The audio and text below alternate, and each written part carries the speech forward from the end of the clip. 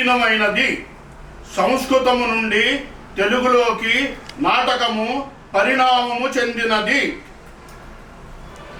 బలిజేపల్లి లక్ష్మీకాంతం కవిగారు తల్లి బిడ్డ, బారిస్టర్ పార్వతీశం వంటి నాటకాలతో ప్రసిద్ధి చెందారు. తిరుపతి వెంకట కవులు దివాకర్ల తిరుపతి శాస్త్రి, చల్లపిల్ల వెంకట శాస్త్రి గారు పద్య నాటకాలతో రంజింపజేశారు. గురజాడ అప్పారావు గారు కన్యా చురకముతో అందరినీ అలరించారు. ఆంధ్రప్రదేశ్లోని రంగస్థల ప్రముఖులు జానపద నాటక రంగంలో తీవ్రంగా పనిచేసినారు మరియు గ్రామీణ ప్రజలను అలరించినారు.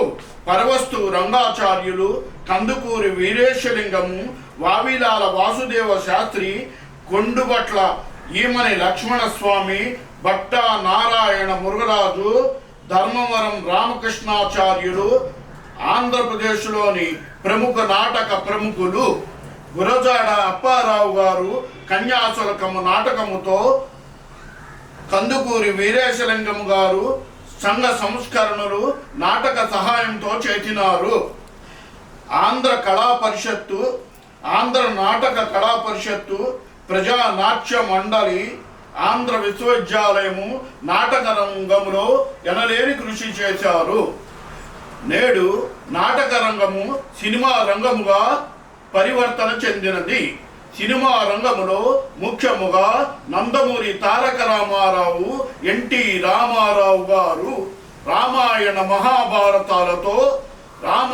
మహాభారతాలతో పండిత పామరులను రంజింపచేశారు. సినిమా రంగములో అనేక మంది బాలీవుడ్లోను, టాలీవుడ్లోను, హాలీవుడ్లోను అనేక మంది కళాకారులు సినిమా రంగాన్ని ఈరోజు ఉన్నత స్థాయికి తీసుకువెళ్ళారు. కళలు ఆ రోజున 64 అని అన్నారు.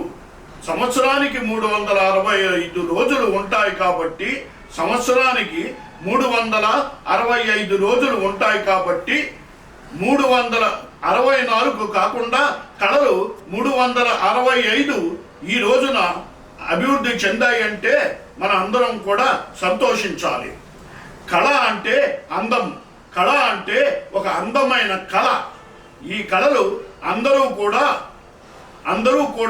ఆనందిస్తారు, అందరి మనసుల్ని రంజింపచేస్తాయి. కళలులో ముఖ్యంగా డ్యాన్సులు అంటే భరతనాట్యము, కూచిపూడి,